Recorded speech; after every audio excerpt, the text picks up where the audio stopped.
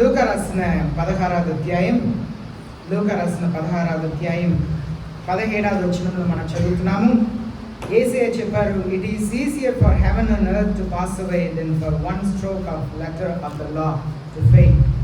ఆకాశం భూమి గతించిపోయినను ఆయన మాటలో ఒక ఒత్తైనను ఒక గుల్లైనను అది తప్పిపోదు, మారిపోదు అని యేసయ్య చెప్పారు. కనుక యేసయ్య చెప్పిన కార్యములంతా కూడా ఈ లోకంలో జరుగుతున్నవి. మన చివరి దినంలో జీవిస్తున్నాం, అంత్య దినంలో జీవిస్తున్నాం. కనుక మనం యేసయ్య ఎప్పుడు వస్తారో తెలియదు. కనుక యేసయ్య వస్తే ఎత్తబడే అర్హత కలిగిన జీవితంని, అలాగనే మిగిలిన పనులను కూడా మనం జీవితంలో చేసే వాళ్ళే మనం ఉంటున్నాం. కనుక జాగ్రత్త కలిగి జీవించాలి. మనం ప్రతి దినము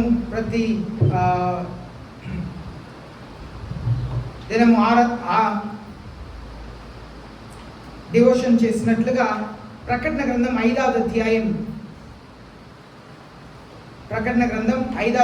11వ వచనం నుండి మనం ఈ దినం ధ్యానిస్తాం. 11వ వచనం నేను ఇంగ్లీష్లో చదివిన వెంటనే తెలుగులో చదవలసిందిగా మనం చేస్తున్నాను. జాగ్రత్తగా వాక్యంని ఆలకించండి. Then I looked and I heard the voice of many angels around the throne and the living creatures and the elders, and the numbers of them was myriads of myriads, thousands of thousands. మరియు నేను చూడగా సింహాసనమును జీవులను పెద్దలను ఆవరించి ఉన్న అనేక దూతల స్వరము వినబడెను. వారి లెక్క కోట్ల కొలదిగా ఉండెను. మనం చూస్తున్నాము సింహాసనం మీద ఎవరున్నారు? సింహాసనం మీద ఎవరున్నారు? గొర్రెపిట్ట ఉన్నారు, అనగా దేవుడు ఉన్నారు. దేవుని ఆత్మ అక్కడ సింహాసనం మీద ఉన్నది. సింహాసనం చుట్టూ 4 జీవులు ఉన్నారు. ఆ 4 జీవుల చుట్టూ ఎవరున్నారు? 24 పెద్దలు ఉన్నారు. ఆ 24 పెద్దల చుట్టూ ఎవరున్నారు? దేవదూతలు ఉన్నారు. ఆ దేవదూతల సంఖ్యని గురించి ఏమని రాయబడి ఉందంటే, many angels around the throne. చాలా మంది దేవదూతలు ఉన్నారంట. ఎలా లెక్క పెట్టగలుగుతామంటే ఇక్కడ రాయబడి ఉంది, myriads of myriads and thousands of thousands.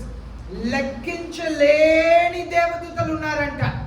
లెక్కించలేని దేవదూతలు పరలోకంలో ఉన్నారంట. కనుక మనం కూడా పరలోకం వెళ్ళిన తర్వాత యేసయ్యలాగా మనం మార్చబడతాం. ఆ దేవదూతలకు మనకు తేడా ఉంటుంది. మన దేవదూతల వలె ఉంటాము పరలోక రాజ్యంలో, కానీ మనకు వాళ్ళకు తేడా ఉండిద్ది. ఎందుకు తేడా ఉండిద్ది అంటే, మన యేసయ్య పోలికల సృష్టించబడిన మానవులు దేవదూతలుగా మారబోతున్నాం. వారిని దేవదూతలుగానే దేవుడు సృష్టించారు. ఆయన పోలికలు వారు ఉండరు. మనమందరూ కూడా యేసయ్య పోలికలో సృష్టించబడిన వారు. కనుక మనమైతే ఒకరిని ఒకరు కౌగలించుకోవచ్చు, ముద్దు పెట్టుకోవచ్చు, ప్రేమతో మాట్లాడవచ్చు. కానీ ఈ లోకంలో ఈ శరీరమునకు ఉన్న ఫీలింగ్స్ ఏమంటారు? ఈ శరీరమునకు ఉన్న పర్సలు ఏమి ఉండదు, కానీ ఈ శరీరమునకు మాంస ఆశలు ఏమి ఉండదు. కానీ పరలోక రాజ్యంలో మనం ఆదరించబడతాం. మనం ఇంగ్లీష్ బైబిల్లో చదువుతుంటే లూకా రాసిన అదే అధ్యాయంలో మనం చదువుతున్నాము, ధనవంతుడు మరణించాడంట. దేవదూతల చేత ఎత్తుకొని వెళ్ళబడి అబ్రహాం ఒడిలో కూర్చోబెట్టబడ్డారంట. అనగా ఆ దేవదూతలకు ఆదరణ అవసరం లేదు, కానీ మనకు ఆదరణ అవసరం. అయితే ఆ దేవదూతలు కూడా దేవుని సన్నిధిలో సంతోషం ఉండిద్ది. ఎందుకంటే యేసయ్య దెయ్యాలని వెళ్ళగొట్టుటకు వస్తున్నప్పుడు ఆ దెయ్యాలు బ్రతిమలాడుతున్నాయంట, మరలా మమ్మల్ని పంపించవద్దు, మరలా పాదాళంలో పంపించవద్దు. కొన్నిసారి దెయ్యాలు ఎలాగూ బ్రతిమలాడుతున్నాయంటే, దావీదు కుమారుడా మమ్మల్ని కాలమునకు ముందే హింసించుటకు వచ్చారా అనగా దేవదూతలు కూడా సంతోషం ఉండిద్ది, సమాధానం ఉండిద్ది, దుఃఖం ఉండిద్ది. ఎందుకంటే ఒక ఆత్మ మారు మనసు పొందితే పరలోక రాజ్యంలో సింహాసనం చుట్టూ దేవదూతలు గంతలు వేస్తారు ఉంది, అనగా చాలా ఆనందం కలుగుతుంది. అలాగే ఒక్కొక్క పాపి మరణిస్తున్నప్పుడు, పాపంలో మరణిస్తున్నప్పుడు దేవదూతలు దుఃఖపడుతూ ఉంటారంట. అయ్యో నా దేవుని పోలికలు సృష్టించబడిన వ్యక్తి అయ్యో నరకం వెళుతున్నాడే, అయ్యో నా దేవుని పోలికలు సృష్టించిన వ్యక్తి నరకం వెళుతున్నాడే అని చెప్పి దుఃఖపెడతారంట. అదే సమయంలో ఎవరెవరైతే మారు మనసు పొందుతున్నారో, యేసయ్యలా మారుతున్నారో వారిని బట్టి సంతోషపడతారంట. వాళ్ళకు అన్ని సంతోషం, సమాధానం, దుఃఖం, బాధ ఉంటుంది. అలాగనే మానవులైన మనం దేవదూతలుగా మార్చబడినప్పుడు కూడా మనకు కూడా ఉండిద్ది. అయితే మనం దుఃఖం, బాధ అంటే మనకి ఏ అనిపించింది అంటే, అయ్యో దుఃఖ బాధ అంటే నాకున్నట్లుగానే దుఃఖం, బాధ పరలోకం దేవదూతలు పొందుతాం. అది కాదు. మన బాధ ఏంటి? అప్పు తీరట్లేదనో, డబ్బు లేదనో, భర్త వలన సమస్యనో, భార్య వలన సమస్యనో, పిల్లల వలన సమస్యనో, ఏదో ఒక అలాంటి బాధలు. వాళ్ళు అలా చెప్పారు, వీళ్ళు ఇలా చెప్పారు, నన్ను లెక్కించలేదు, మనకెన్నో బాధ. వాళ్ళకి ఆ బాధ కాదు. అయ్యో పరలోకంలో నా దేవుడితో పాటు మాతో పాటు ఉండుటకు సృష్టించబడిన వ్యక్తి నరకం వెళ్ళిపోతున్నాడే, ఆ నరకం సాతానుడుకును తన అనుచరులకును దెయ్యాల కొరకు ఏర్పరిచిన దాంట్లో అయ్యా దేవుని పోలికలు సృష్టించబడిన మానవులు వెళుతున్నారని చెప్పి ప్రతిదినం కూడా దుఃఖపడతారు. బహుశా నేను అనుకున్నాను పరలోకంలో దేవదూతలు సంతోషపడే దినముల కంటే దుఃఖపడే దినములుగా ఎక్కువగా ఉంటుందేమో. ఆ దుఃఖములంతా ఎప్పుడు యేసయ్య వచ్చే వరకు, ఈ లోకం ముగింపుకు వచ్చే వరకు పరలోకంలో ఎక్కువ బాధలే ఉంటుంది. ఎందుకంటే ఒక ఆత్మ మారు మనసు పొందినప్పుడు, మన లూకా స్వార్తలో చదువుతున్నాం కదా, ఒక ఆత్మ మారు మనసు పొందుతున్నప్పుడు పెద్ద చాలా ఆనందం పరలోక రాజ్యంలో కలుగుతుంది అని చెప్పి యేసయ్య చెప్పారు. ఒక మారు మనసు పొందిన పాపిని గురించి పరలోక రాజ్యంలో గొప్ప సంతోషం కలుగుతుంది అన్నారు యేసయ్య. ఒక మారు మనసు పొందే పాపిని గురించి అంత సంతోషం కలిగినప్పుడు నరకం వెళుతున్న ఒక్కొక్క పాపిని గురించి చాలా బాధ కలిగింది. కనుక అనేక దినములు పరలోకంలో దేవదూతలు బాధపడిన దినములుగానే ఉండవచ్చు. ఎందుకంటే మారు మనసు పొందేవారు చాలా తక్కువగా ఉన్నారు. యథార్థముగా జీవించేవారు చాలా తక్కువ, అరుదుగా ఉంటున్నారు. యేసయ్య ఇప్పుడు వస్తే నేను ఎత్తబడతాను, నేను వెళ్ళిపోతానన్న వారు చాలా అరుదుగానే ఉంటారు. మనం పాపంలో పడిపోతే అది నేను పాపంలో పడిపోయాను అని చెప్పి పరిశుద్ధ ఆత్మ దేవుడు చెప్పిన వెంటనే మనం వెంటనే లేచి నిలబడి మనల్ని మనం యేసయ్య దగ్గర పాపంని ఒప్పుకొని యేసయ్య క్షమాపణను పొంది ముందు కొనసాగుతూ ఉండాలి. నేను పాపం చేశాను అని చెప్పి అక్కడే మనం ఉండిపోవటకూడదు. పరిశుద్ధ ఆత్మ దేవుడు మనల్ని బలవంతం చేస్తూ ఉంటారు. లే నువ్వు పాపంలో పడిపోయిన అదే చోట్ల ఉండవద్దు. మనం ఏం చేస్తాం? పడిపోయిన పాపంలోనే దాన్ని కొనసాగిస్తూ ఉంటాం. 1 రోజు, 2 రోజు, 3 రోజులు అలా కొనసాగిస్తానే ఉంటాం. ఆ బాధని కొనసాగిస్తానే ఉంటాం. పరిశుద్ధ ఆత్మ దేవుడు మనలో ఉన్నారు కనుక మనం సంతోషంగా ఉండాలి. చూడండి, ఇంట్లో ఎవరైనా, మీ ఇంట్లో చాలా గౌరవంకు తగిన వ్యక్తి, అది బంధువులుగా ఉండవచ్చు, తల్లిదండ్రులుగా ఉండవచ్చు, లేదా ఏ పెద్దలుగా ఉండవచ్చు, ఎవరైనా వచ్చారని అనుకోండి, వాళ్ళ నుండి మొహంని ఒకలా పెట్టుకొని అటు ఇటు తిరుగుతూ ఉంటే వాళ్ళు సంతోషపడతారా? సంతోషపడరు. మనలో నివసిస్తున్న పరిశుద్ధ ఆత్మ దేవుని కూడా మనం సంతోషపెట్టాలంటే మనం సంతోషంగా ఉండాలి. మన మొహంని దుఃఖముగా పెట్టుకొని ఆయన ఎదుట ఉండకూడదు. మనం దేవదూతలుగా మారబోయే వాళ్ళం. అక్కడ ఇప్పటికే కోట్ల కొలది దేవదూతలు ఉన్నారంట. మనము కూడా దేవునితో పరలోక రాజ్యంలో ఆ దేవదూతల సంఖ్యలో ఉండాలంటే మనం ప్రతిదినం కూడా ఆశపడాలి. అయ్యా నేను కూడా దేవదూతల సంఖ్యలో ఉండే భాగ్యం నాకు దయచేయండి అని చెప్పి ప్రార్థన చేయాలి. 12వ వచనం, saying with a loud voice, worthy is the lamb that was slain to receive power and riches and wisdom and might and honor and glory and blessing.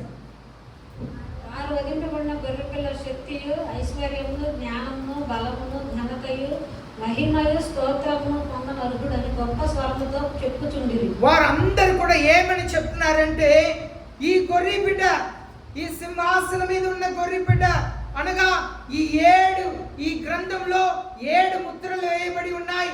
ఈ ముద్రను తీయుటకు అర్హుడైన ఈ గొర్రె బిడ్డ అనగా లోక పాపముల కొరకు కల్వరి కొండ మీద సిలువేయబడిన, తన రక్తమంతా శరీరంలో ఉన్న నీరంతా కార్చి ఈ లోక పాపముల కొరకు మరణించిన ఈ గొర్రె బిడ్డ, worthy is the lamb was slain to receive the power. యేసయ్య సిలువేయబడిన కారణం ఆయన శక్తి పొందుటకు, అలాగే ఆకాశం పరలోకంలో ఉన్న ధనం ఈ దేవుడు సృష్టించిన ధనం అంతా కూడా ఆయన చేతి కింద వెళుతుంది. The power, the riches, the wisdom, might, honour and glory and blessing, ఈ లోకంలో ఉన్న సమస్తమునకు అర్హుడు ఆయనే. ఆయనే సమస్తం సృష్టించారు, ఆయన చేతికే అన్ని వెళుతున్నాయి. ఈనాడు మానవుడు ఏం చేస్తున్నాడంటే, మానవుడిలో దురాత్మలు ఏం చేస్తున్నాయంటే, ఆది కాండంలో మనం చదువుతున్నాము, దేవదూతలు, దేవుని కుమారులు, స్త్రీలు, ఈ లోకంలో ఉన్న స్త్రీలు అంతగతులుగా ఉన్నారని చెప్పి, వారిని అందంగా ఉన్నారని చూసి వారితో ఏకమయ్యారంట. అనగా శారీరకమైన ఆశలను తీర్చుకున్నారంట. ఆ దురాత్మలకు దేవుని దగ్గర నుండి, పరలోకం నుండి త్రోసివేయబడిన దురాత్మలకు మానవుల్ని చూసి నేను కూడా స్త్రీలతో సుఖముని అనుభవించాలని అనుకొని వాళ్ళు ఏం చేశారంట, మనసుల్లో దూరి వారు ఆశల్ని నెరవేర్చుకున్నారని చెప్పి ఆది కాండం 3వ అధ్యాయంలో 3వ అధ్యాయం 4వ అధ్యాయంలో మనం చదువుతున్నాం. 6వ అధ్యాయంలో చదువుతున్నాం. ఆది కాండం 6వ అధ్యాయంలో దేవుని కుమారులు అనగా పరలోకంలో ఉన్న దేవదూతలు మనసుల్లో దూరి, దేవుని కుమారులు అంటే మనసుల్లో దూరి, ఇప్పుడు పాపముని ఎలా మనసులు దురాత్మలు ఎలా గ్రాటిఫై చేసుకుంటుందంటే, మనసులో దూరిద్ది. పురుషుల్లో మాత్రమే కాదు, స్త్రీల్లో దూరుతుంది. నిన్న టీవీలో చూస్తున్నప్పుడు ఒక యాడ్ని చూస్తున్నాం. ఎంత చండాలమైన యాడ్ని, ఎంత ఒక డిగ్నిఫైడ్గా యాడ్ని చూపిస్తున్నారంటే, ఒక నీచమైన యాడ్ అది, కానీ డిగ్నిఫైడ్గా చూపిస్తున్నారు టీవీలో. రెగ్యులర్గా రోజు వచ్చే యాడే, కానీ వాస్తవంలో అది ఒక నీచమైన యాడ్. కానీ దాన్ని ఆ డిగ్నిఫైడ్ రూపంలో చూపిస్తున్నారు. ఎందుకంటే ఈనాడు చిన్న చిన్నగా సాతానుడు బయట చండాలమైన దాన్ని తీసుకొచ్చేసాడు. ఒక వ్యక్తిని ఇంటర్వ్యూ చేస్తున్నారు. ఇంటర్వ్యూ చేస్తున్నప్పుడు ఆయన కూడా దేవుని ఎరగని ఒక వ్యక్తి, యేసు ప్రభుని ఎరగని ఒక వ్యక్తి. ఆయన ఏమని చెప్తున్నారంటే, ఈనాడు సినిమా చూస్తున్న వారిలో ఏ పిచ్చి వాళ్ళకు ఉందో ఆ పిచ్చిని వాళ్ళ సినిమాలో తీస్తారంట. ఆ పిచ్చిని అందరికి ఆ పిచ్చిని ఎక్కిస్తారంట. ఆ సినిమా తీసే డైరెక్టర్ స్త్రీల మీద మోహం కలిగి ఉంటే ఆయన తీసే సినిమాలో ఆ మోహ పిచ్చిని ఎక్కిస్తాడు. దాన్ని చూస్తున్న ప్రజల్ని కూడా మోహంని ఎక్కిస్తాడు, మోహ పిచ్చిని ఎక్కిస్తాడు. ఒక సినిమాలో తీస్తున్న ఒక ఆయన తను మందు తాగే పిచ్చి ఉందంటే దాంట్లో ఆయన తీసే సినిమాలో మందు పిచ్చిని ఎక్కిస్తాడంట. దాన్ని చూసే వాళ్ళందరూ కూడా మంచి పిచ్చి ఎక్కిస్తాడంట. ఈ మాటల్ని ఒక ఇంటర్వ్యూలో చెప్తున్నది దేవుని ఎరగని ఒక వ్యక్తి సినిమా తీసే ఎవరికి ఏ పిచ్చి ఉందో దాంట్లో సినిమాలో ఎక్కిస్తాడు. ఆ సినిమాని చూసే వాళ్ళని దాని ద్వారా ఎక్కిస్తాడని. ఇదంతా కూడా దురాత్మలు మనసుల్లో దూరి వాళ్ళు కళ్ళలో ఉన్న ఇచ్చనే. అలాగే కొన్ని దురాత్మలు మనసులో దూరి అవిధేయత, తిరుగుబాటు, గర్వమైన మనసు, నాకు తెలుసు, నీకంటే నాకు తెలుసు, నీకంటే నాకు ఎక్కువ తెలుసు, ఇదంతా కూడా దురాత్మలు. అయితే ఇక్కడ మనం చూస్తున్నాము, యేసయ్య సిలువలో మరణించుటకు కారణం ఏంటంటే, మనమందరూ కూడా దేవదూతల వలె ఆయన సన్నిధిలో ఆయనని స్తుతించేవారుగా ఉండాలి. ఇక్కడ యేసయ్యకు మాత్రమే ఘనత. అంటే సాతానుడు మనసుల్లో ప్రారంభంలోనే అవ్వని మోసపరిచి దేవునికి దూరం చేశాడు. మనసుల్లో దూరి స్త్రీలందరినీ కూడా పాడు చేశాడని చెప్పి ఆది కాండం 6వ అధ్యాయంలో మనం చదువుతున్నాం. మనుష్య కుమారులు స్త్రీల్ని ఇచ్చించి, ఇది ఆ దురాత్మలు. అయితే యేసయ్య ఒక ఆశ అంతా కూడా ఈ సాతానుడికి మానవులు ఇచ్చిన అధికారం. ఈనాడు మానవులు తమ దేహంని మాత్రమే సాతానుడికి ఇవ్వలే, ఈ లోకంలో ఉన్న సమస్తమే సాతానుడికి ఇచ్చాడు. ఇంకా మానవులు ఏం చేస్తున్నారు, ఇక్కడ నుండి టెలిస్కోప్ పెట్టి చూస్తున్నారు. ఇంకా ఏ గ్రహం కనిపిస్తున్నాయి అని చెప్పి మేము మూనుకు వెళ్ళాలి. ఆ మూనుకు వెళ్ళి ఏం పేరు పెట్టుకుంటున్నాడు, దురాత్మలు పేరు పెట్టుకుంటున్నారు. నేను చెప్పేది కొంచెం చదువుకున్న వాళ్ళకి అర్థమైంది, సరేనా? ఆ మూనుకు వెళ్ళి ఏం పేరు పెట్టుకుంటున్నారు, దురాత్మలు పేరు పెట్టుకుంటున్నారు. అనగా ఈ లోకమే నాది కాదు. సాతానుడు యేసయ్య దగ్గర వచ్చినప్పుడు ఏం చెప్పాడు, మీరు నా పాదంని మొక్కితే నన్ను నమస్కరిస్తే ఈ లోకంలో ఉన్న అన్నిటినీ ఇస్తాను. ఎందుకు? ఈ లోకం నాకు ఇవ్వబడింది. ఇప్పుడు సాతానుడు వస్తే ఏం చెప్తాడు తెలుసా? ఈ లోకం మాత్రమే కాదు, ఆ చంద్రుడు కూడా నా చేతిలోనే ఉంది అంటాడు. ఎందుకంటే మానవులు ఏం చేశారు? ఇక్కడ ఉన్న వస్తువుల్ని అక్కడ పంపించి దానికి ఆ పేరు పెట్టుకుంటున్నాడు. నేను చెప్పేది ఎంతమందికి అర్థమవుతుంది? నేను ఆ పదంని మైక్లో చెప్పకూడదు కనుక నేను చెప్పట్లేదు. ఎంతమందికి అర్థమవుతుంది? చాలా మందికి అర్థం కావట్లేదు కదా. సాతానుడు ఇప్పుడు వస్తే చెప్తాడు, ఈ లోకం మాత్రమే కాదు, అది కూడా నాదే. కనుక దేవుడు ఏం చేస్తున్నారంటే చివరిగా సమస్త శక్తి, అధికారం ఇదంతా నాది అంటున్నాడు. ఎందుకు? దీన్ని ఆస్తి. ఇప్పుడు మీ దగ్గర ఉన్న బంగారం ఏమంటారు? నాది అంటారు కదా. నాది, ఇది మాది, మా ఇల్లు నాది, మా కారు, మా బట్టలు, మా బండి అంటాం. సాతానుడు కూడా అదే చెప్తున్నాడు, నాది ఇదంతా, నన్ను నమస్కరిస్తే ఇస్తాను. అయితే సింహాసనంలో ఉన్న దేవుని చేతికి అన్నీ వచ్చేసింది. ఏం వచ్చేసింది? శక్తి వచ్చేసింది. ఇంకా ఏమొచ్చింది? రిచెస్, ఐశ్వర్యం వచ్చేసింది. ఇంకా ఏమొచ్చేసింది? జ్ఞానం వచ్చేసింది. ఈనాడు ఇదే లూకా 17వ అధ్యాయంలో మనం ఇంకా ఒక మాటని చూస్తున్నాం. చూడండి, యేసయ్య స్వయంగా చెప్పిన మాట. ఎందుకు యేసయ్య చేతిలో జ్ఞానం వచ్చిందని ఇక్కడ రాయబడి ఉంది. చూడండి, లూకా రాసిన 17వ అధ్యాయంలో, లూకా రాసిన 17వ అధ్యాయం 8వ వచనం చదువుదాం. Because he had acted shrewdly, for the sons of this age are more shrewd in relation to their own kind than the sons of light. 8వ వచనం చదవండి. అంతేకాక భోజనం చేయుటకు ఏమైనా సిద్ధపరిచి నడుము కట్టుకొని. కాదండి, లూకా రాసిన 16వ అధ్యాయం 8వ వచనం.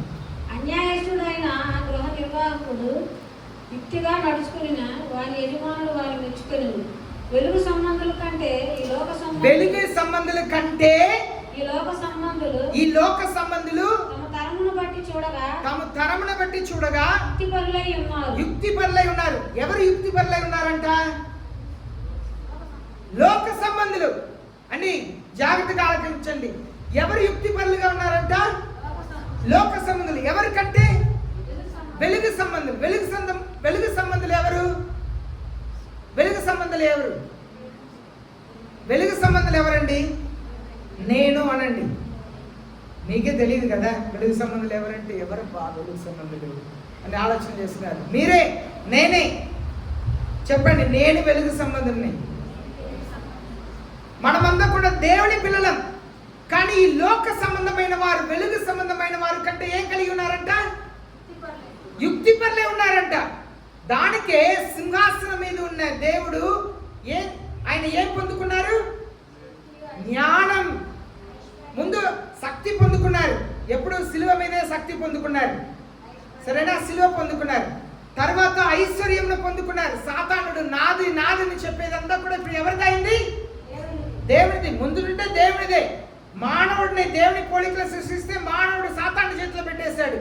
సాతానుడి దగ్గర నుండి సమస్తంని, ఐశ్వర్యంని తీసుకున్నారు. తర్వాత ఏం తీసుకున్నారు? జ్ఞానం. దానికే కొరింథీ పత్రికలో ఒక మాట ఉంటుంది, దేవుడు యుక్తిపరుల్ని he will catch a wise in their craftiness. జ్ఞానుల్ని వారు యుక్తిలో పట్టుకుంటారంట. జ్ఞానంగా ప్రవర్తిస్తున్నట్లుగా అనుకుంటారంట, కానీ వాళ్ళు యుక్తిలో పట్టుకుంటారంట. ఇది యుక్తి ఎక్కడి నుండి వచ్చిందంటే సాతానుడి దగ్గర నుండి వచ్చింది. ఎలా యుక్తి వచ్చింది సాతానుడి దగ్గర? అవత ఏం మాట్లాడాడు? దేవుడు ఈ ఫలంని తింటే నువ్వు చనిపోతావని చెప్పారా? ఏమన్నాడు వచ్చి? సాతాన్ని ఏమని అడిగారు? ఈ ఫలంని తినకూడదన్నారా? ముట్టుకూడదన్నారు. చనిపోతామన్నారు. చాలా జ్ఞానంగా మాట్లాడాడు. సాతానుడు చాలా జ్ఞానాన్ని, తెలివిని వాడాడు. కానీ ఆ జ్ఞానం అంతా కూడా దేవుని చేతిలో వచ్చేసింది. తర్వాత ఏమొచ్చింది? ఆనర్, ఘనత. దేవునికే ఇప్పుడు అంతా ఘనత. సాతానుడి దగ్గర ఉన్నంత ఘనత కూడా దేవుని చేతిలో ఉంది. ఇప్పుడు దేవునికి మాత్రమే ఘనత కలగాలి. తర్వాత గ్లోరీ, గ్లోరీ అంటే తెలుగులో మహిమ. దేవునికి మాత్రమే మహిమ. ఇంకా మనుషులందరూ కూడా నేనే నేనే, మొన్నటి వరకు నేనే నేనే అని చెప్పుకున్న వ్యక్తి ఈనాడు భయపడుతున్నాడు. అన్ని న్యూస్ ఛానల్లో చెప్తున్నారు. జైలు వేస్తామని కూడా ధైర్యంగా చెప్తున్నారు. మే 4 తర్వాత జైల్లో వెళ్ళటానికి కూడా చాలా అవకాశం ఉందని చెప్తున్నారు. ఈ లోకంలో మనుషులు ఎవరెవరు ఘనత నాదే, మహిమ నాదే అని అనుకుంటున్నారో వాళ్ళందరూ కూడా ముగింపు వస్తుంది. తర్వాత బ్లెస్సింగ్. బ్లెస్సింగ్ తెలుగులో ఏంటండి? స్తోత్రం. మనం చెల్లించవలసిన స్తోత్రములంతా కూడా దేవునికి మాత్రమే. ఇప్పుడు 13వ వచనం, and every created thing which is in heaven and on earth, under the earth and under the sea, on the sea and all things in them, I heard saying, to him who sits on the throne, to the Lamb be blessing and honor, glory, dominion forever and ever. అంతటా పరలోకమందును భూలోకమందును భూమి క్రిందను సముద్రములోను ఉన్న ప్రతి సృష్టము అనగా వాటిలో ఉన్న సర్వమును సింహాసనాసీనుడై ఉన్నవానికి గొర్రెపిల్లకును స్తోత్రమును ఘనతయు మహిమయు ప్రభావమును యుగయుగములో కలుగుగాకని చెప్పుట వింటిని. మనం చదువుతున్నాము, ప్రతి ఒక్క నాలుక యేసు దేవుడు అని చెప్పి పలుకును. ప్రతి ఒక్క మోకాలు యేసు ఎదుట వంగును. యేసు ప్రభు ఎదుట ప్రతి ఒక్క నాలుక చెప్పిందంట, మీరే దేవుడు, మీరే అలుగుడు. ఎక్కడ ఉన్న వాళ్ళంట? ఆకాశంలో ఉన్నవారు, ఇన్ హెవెన్. ఆకాశంలో ఉన్నవారు అందరూ, పరలోకంలో ఉన్న అందరూ. దేవదూతలు అక్కడ మాత్రం, దేవదూతలు మాత్రమే చెప్పరంట. ఆన్ ది ఎర్త్, భూమి మీద ఉన్న వాళ్ళందరూ. అండర్ ది ఎర్త్, ఈ భూమి క్రింద ఉన్న అన్ని కూడా. అలాగనే ఆన్ ద సీ, సముద్రంలో ఉన్నది అంతా కూడా, అందరు కలిసి ఏమని చెప్తారంట? who sits on to him who sits on the throne, సింహాసనం మీద ఉన్న వారిని చూసి, మీరే స్తోత్రములకు ఘనతకు మహిమకు ప్రభావమునకు అరుగుడు మీరే అని చెప్తారంట. ప్రతి ఒక్క నాలుక వంగును. చివరిగా అన్ని చేసిన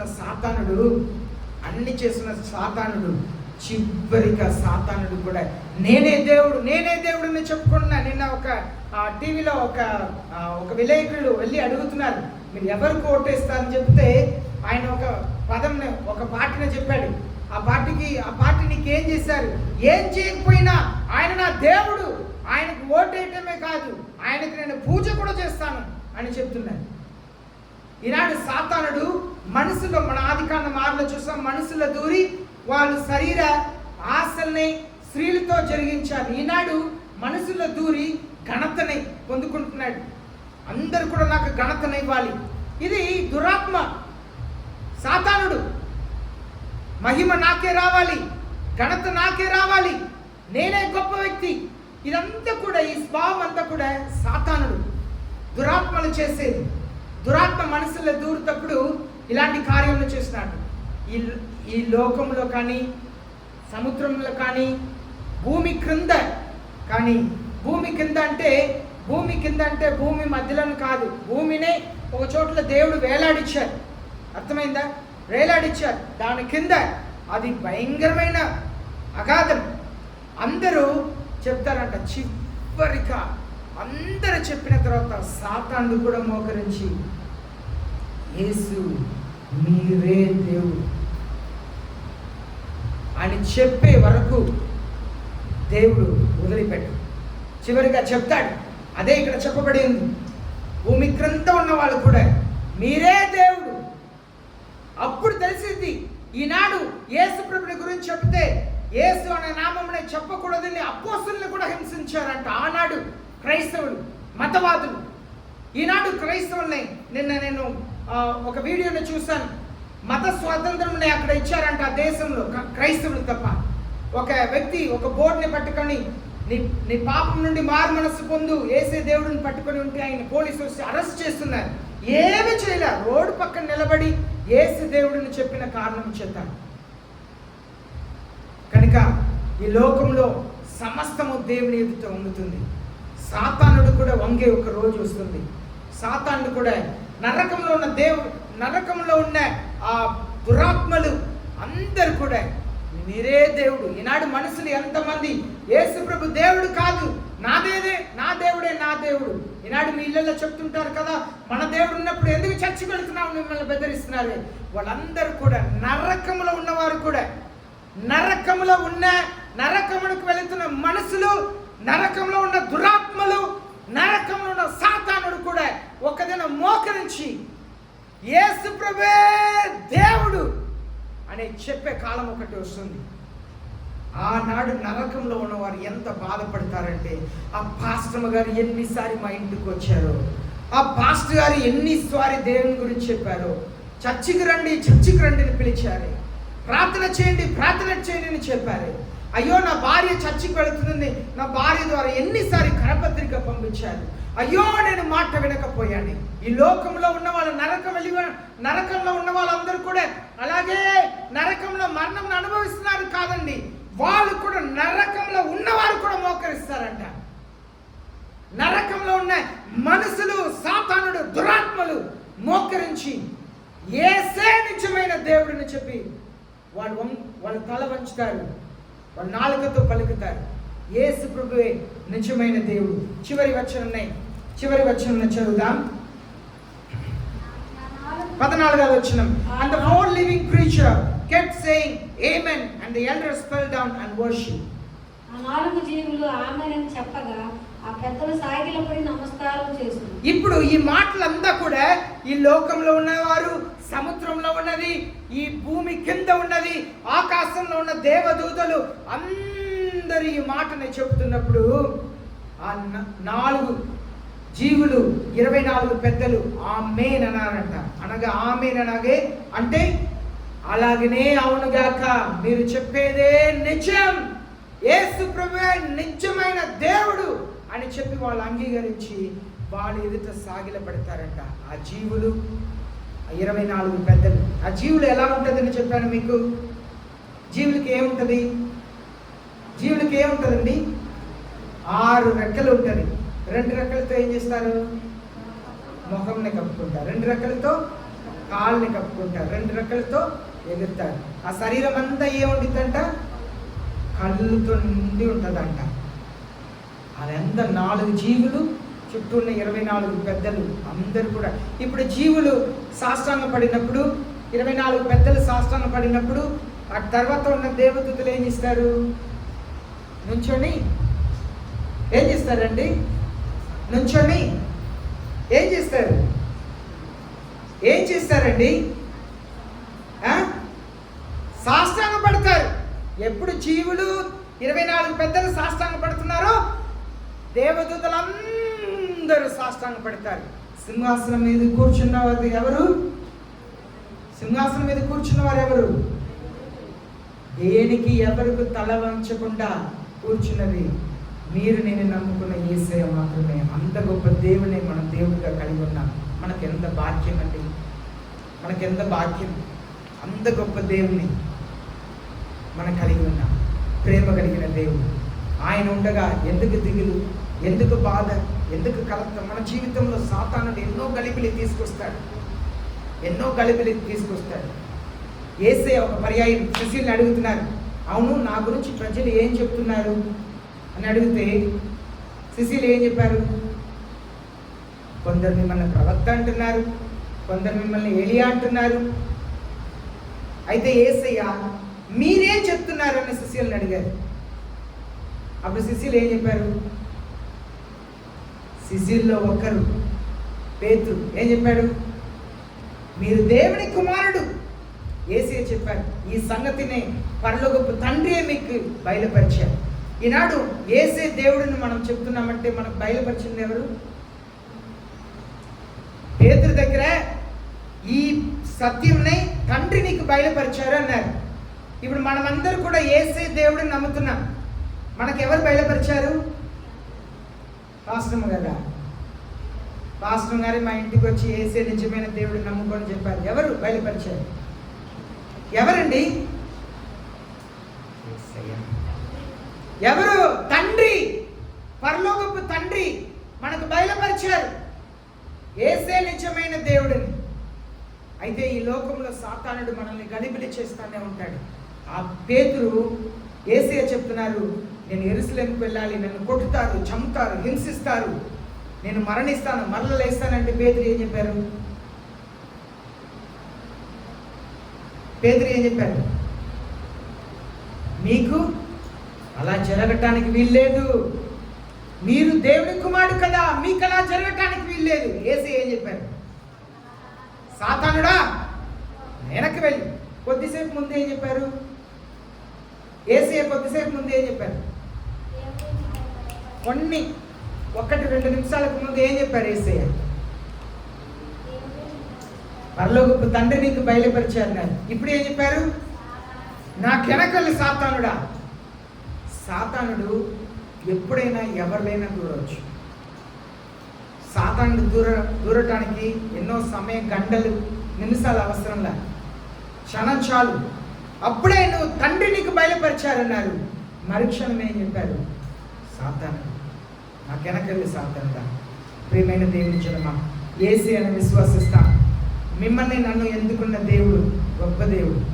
మన దేవుడు గొప్ప దేవుడు కనుక ఆయన మీద పరిపూర్ణమైన విశ్వాసంలో ఉంచుతాం. మనం జీవించే కాలం కొంతకాలమే. నా మనసులో చాలా తిరుగుతానే ఉండింది. ఎందుకంటే యేసయ్య రాబోయే కాలం చాలా దగ్గర ఉన్నది. ఇంకా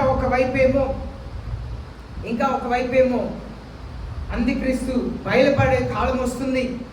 ఒకవైపు కరువు రాబోతుంది.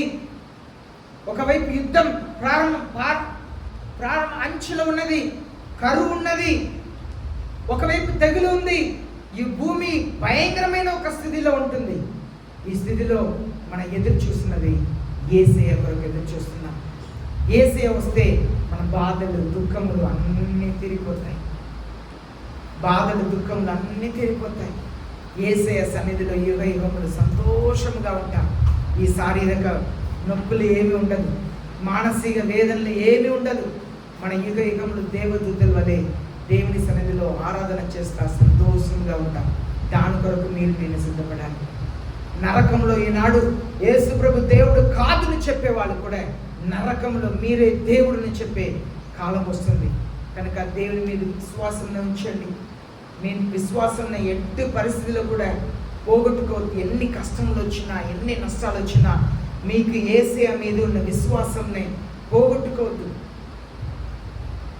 మనకు సమస్య వచ్చింది. శిలువ మీద యేసయ్య ఏం చెప్పారు?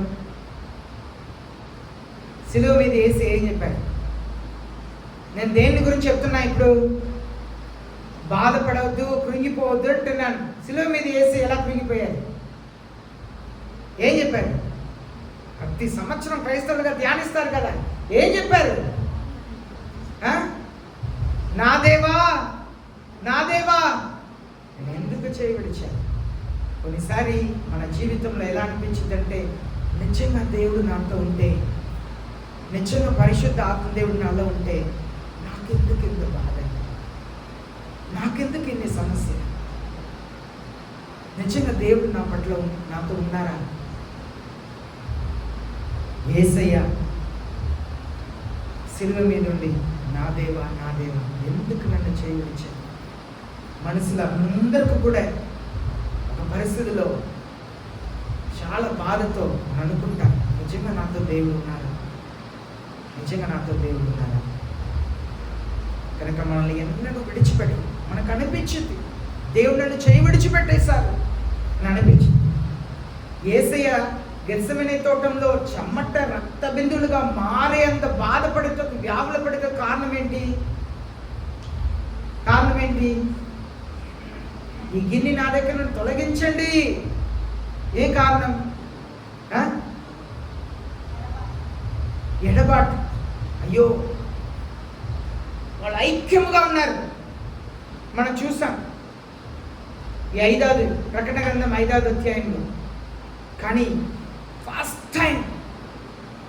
టైం ఒక ఎడబాటు కలగబోతుంది.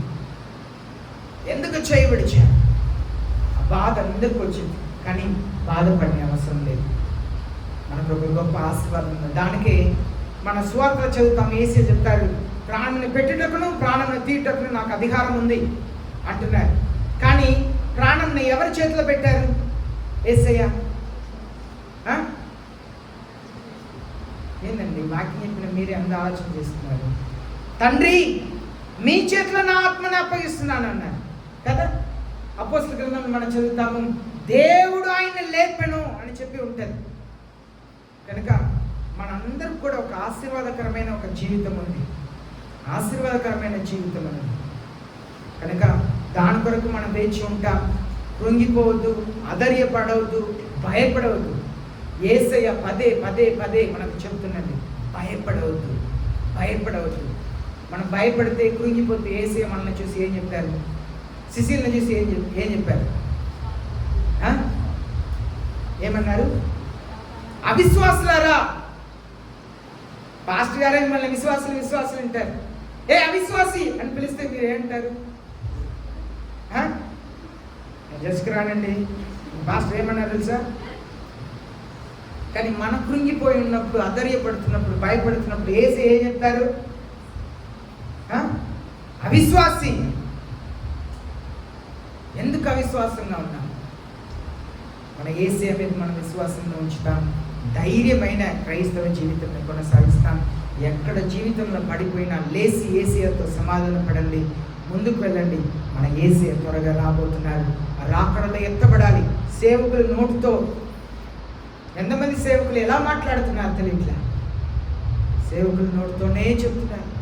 సదం సేవకులు క్రైస్తవులు మాత్రమే ఎత్తబడతారు, మిగిలిన వారందరూ మిగిలిపోతారు. కారణం, చర్చిలో ఒక బ్రతుకు, చర్చి బయట ఒక బ్రతుకు. మనల్ని మనం ఆలోచన చేస్తాం, మనల్ని మనం దేవుని సన్నిధిలో పశ్చాత్తాపడి మన జీవితాన్ని సరి చేసుకుంటాం, పరిశుద్ధ ఆత్మని అడుగుతాం. అందరూ మోకరిస్తాం, ప్రార్థన చేస్తాం. యేసయ్య దేవుడు, ఆయన మాత్రమే దేవుడు, ఆయన మాత్రమే దేవుడు. ఆ అధ్యాయంలో మనం ఇంకా ఒక సంఘటన గురించి చదువుతున్నాం. లూకాలో ధనవంతుడు లాజరుని గురించి. ఆ ధనవంతుని గురించి రాసినప్పుడు ఎంత ఒక మంచి మాట. ఆ మాటని నేను ఆలోచన చేసినప్పుడల్లా నాకు భయం కలిగింది. ఒకలాంటి ఆలోచన కలిగింది. అక్కడ దేవుడు ఆ లూకా రాసిన స్వార్తలో ఆయన ధనవంతుడిని చూసి ఇలాగ చెప్తున్నారు. ఆ ధనవంతుడిని చూసి, ఈ లోకంలో నువ్వు అన్నిటినీ అనుభవించావు. ఆయన చెప్తున్నారు, remember that during your life you receive your good things. ఈ లోకంలో నువ్వు మంచిదంతా పొందుకున్నావు. And likewise Lazarus bad things. మనకు మంచిదే జరగాలి, ఎప్పుడు ఆలోచన చేయకూడదు. మనకు అవమానం జరగాలి, నింద జరగాలి, అప్పుడే పరలోకంలో చెప్పటానికి ఉండిద్ది, నువ్వు చాలా బ్యాడ్ థింగ్స్ని పొందుకున్నావు ఈ లోకంలో. నాకు మంచిదే జరగాలి, చెడే జరగకూడదు. ఆ ధనవంతుడికి మంచిదే జరిగిందంట. You receive good things. Life wise Lazarus receive bad things. కనుక ఒక చెడు జరిగినప్పుడు అధైర్యపడవద్దు, అది ఆశీర్వాదం. లాజరు జీవితంలో ఎన్నో అవమానం జరిగింది, చెడు జరిగింది, కానీ అదంతా కూడా తర్వాత తనకు ఆశీర్వాదంగా మారింది. ఈ లోకంలో ధనవంతుడిని ఎదిరించి ఎవరు మాట్లాడలేదు. ఆ ధనవంతుడి ముందు నిలబడి గాయపరిచి ఎవరు మాట్లాడలేదు. ఆ ధనవంతుడికి ఏమీ చెడ్డది జరగలేదు, కానీ నరకంలో ఉన్నాడు. కనుక మీకు చెడు జరుగుతుందా? మీకు చెడు చేస్తున్నారా ప్రజలు? అధైర్యపడవద్దు, కృంగిపోవద్దు. మీకు ఆదరణ ఉన్నది. మహాప్రేమ కలిగిన మా పరలోకపు తండ్రి, మీ మీద పరిపూర్ణమైన విశ్వాసం దయచేయండి. పరిశుద్ధ ఆత్మదేవ, మీకే సమస్త ఘనత మహిమ కలుగునుగాక. యేసయ్య, మీకే సమస్త ఘనత మహిమ కలుగునుగాక. పరలోకపు తండ్రి, మీకే ఘనత మహిమ కలుగునుగాక. మేము సదా తగ్గించబడాలి. మీరు మాత్రమే ప్రతి నిమిషం, ప్రతి దినం కూడా హెచ్చించబడాలి. సమస్త విషయంలో హెచ్చించబడాలి. మీరు మాత్రమే దేవుడు, మీరే మా దేవుడు. సమస్తమునకు అరుగుడు మీరే. పరిపూర్ణంగా విశ్వసించి అంగీకరిస్తున్నారు.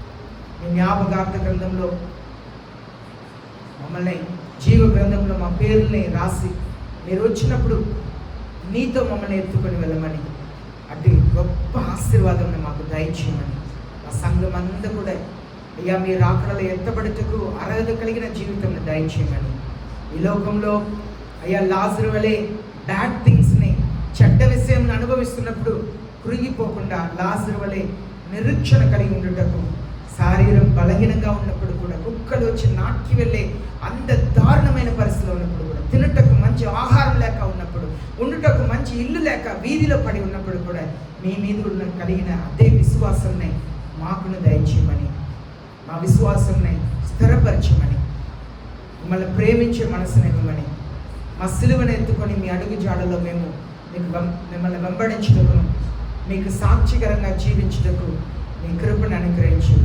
మమ్మల్ని పరిశుద్ధతలో నడిపించమని యేసయ్య నామంలో ప్రార్థిస్తున్నాం పరలోకపు తండ్రి.